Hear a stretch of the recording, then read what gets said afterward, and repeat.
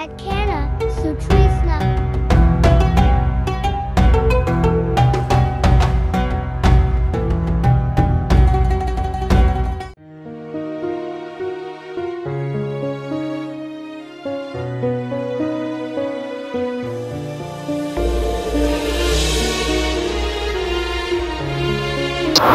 Sabitulah kita ini nggak usah mengaku-ngaku, nggak usah bahwa ini milik saya, ini milik saya, milik saya, nggak ada. Kita ini nothing, nggak punya apa-apa. Sabitulah bagi orang-orang yang kenal Allah, dekat dengan Allah, dia kemudian akan berkata ketika dia berhadapan dengan masalah, dia akan berdoa dan berkata kepada Allah, inna lillahi wa inna ilaihi raji'un. Asalnya dari Allah, akan kembali kepada Allah. From zero to zero, dari nol kembali nol. Siklus kehidupan itu seperti itu. Kita begitu lahir nggak berupaya, nggak berdaya, maka nanti ketika kita saat sepuh, saat tua, kita pun sama nggak berdaya. Dulu kita menuntun anak kita waktu kecil, nanti anak kita dewasa, kita yang dituntun. Itulah siklus kehidupan.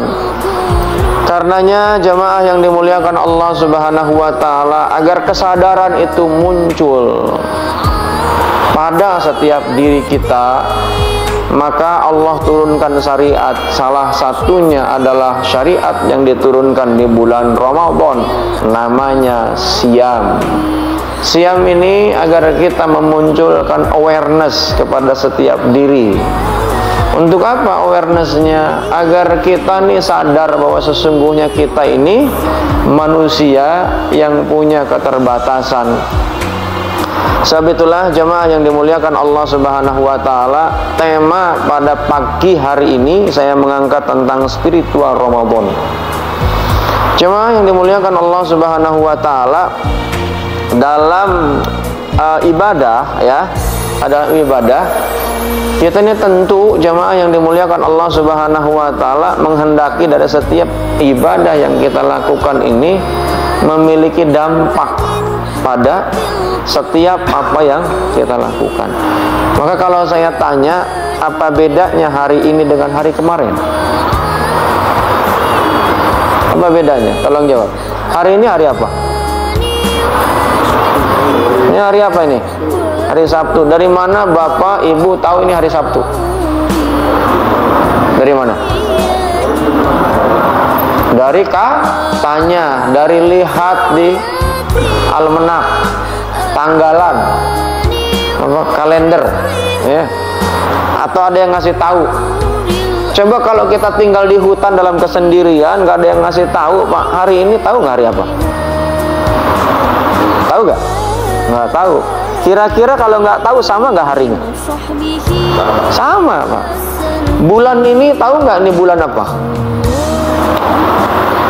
Bulan apa hari ini? Bulan Ramadan. Dari mana tahu kita ini bulan Ramadan? Dari mana? Karena ada yang ngasih tahu. Kalau nggak ada yang ngasih tahu, Pak, maka bulan ini sama dengan bulan lalu. Kita ini karena mengkondisikan pikiran dan batin saja bahwa ini adalah bulan Ramadan. Hari ini adalah tanggal 26.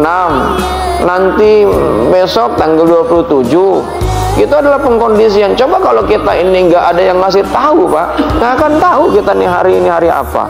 Kemudian kita kondisikan batin dan pikiran kita, konsentrasi ke sana. Sama halnya, Bapak tahu nggak Allah ada di mana? Tahu nggak? Oh, kan? Itu adalah sebuah pengkondisian batin. Sebab itulah, Pak, Bu, jemaah yang dimuliakan Allah Subhanahu wa taala, maka lihat ketika datang syariat Ramadan, jangankan kita yang jauh dengan Rasulullah, yang hidup pada zaman Rasulullah, ketika datang syariat Ramadan, apakah disambut dengan sukacita? Enggak semuanya orang nyambut, Pak. Sampai detik ini pun yang harusnya kita jauh lebih beruntung karena kita hidup pada akhir zaman yang memang semuanya sudah ada contohnya. tinggal hanya ngikutin saja karena sampelnya sudah jelas. Zaman Nabi saat itu, Pak, sampelnya langsung lihat. Di era seperti saat ini pun tidak semuanya orang mengambil bagian dengan datangnya Ramadan. Maka kemudian manusia ini dibagi menjadi 3 bagian, Pak. Ada orang yang kafir, ada orang yang munafik, ada orang yang beriman. Orang kafir sih jelas, Pak, memang dia nentang.